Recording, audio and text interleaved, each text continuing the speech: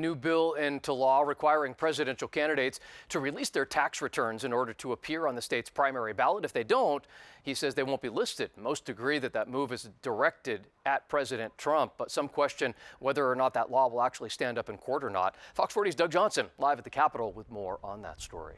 Doug. Eric, Democrats and Republicans obviously disagree on the law, but they do agree on one thing. They both believe that this is not going to get the president to release his tax returns. After all, President Trump could just skip California's primary and probably still get the Republican nomination.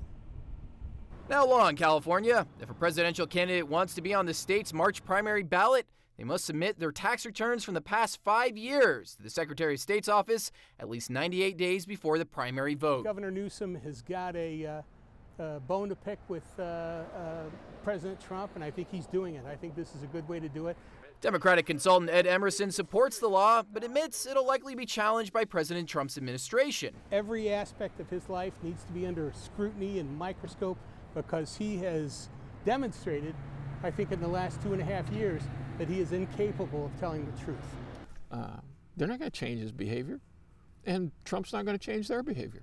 However, former Republican Congressman Doug Ossie says he feels Governor Newsom is wasting the people of California's time with this law, which he believes is unconstitutional and will likely be overturned in the courts. And in the end, Ossie says the law won't change the 2020 election results. Bill Weld gets all the delegates. He goes to wherever we're going, Charlotte, I think. He's got 500 delegates, and Trump crushes him 3,700 to 500. What's the point? Former Governor Jerry Brown vetoed a similar bill back in 2017, claiming it was a slippery slope. Are you so insecure in the qualities of your own candidate that you have to deny access to the candidate of the other party? Really? The law doesn't affect the fall ballot because Emerson says that could be considered unconstitutional. But both Ossie and Emerson agree that Trump will fight this. I believe they'll go to court.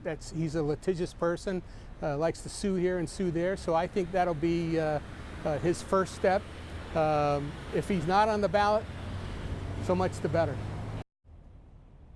Now, this new law may not just affect President Trump's 2020 campaign. It could also have an impact on Vice President Joe Biden's 2020 campaign. Again, the law says you have to release the last 5 years of your tax returns. Well, Joe Biden's only released the last 3 years of his tax returns, so could have an impact on his campaign as well. Reporting live at the Capitol tonight, Doug Johnson, Fox 40 News. Doug, thank you. And we are staying on top of some breaking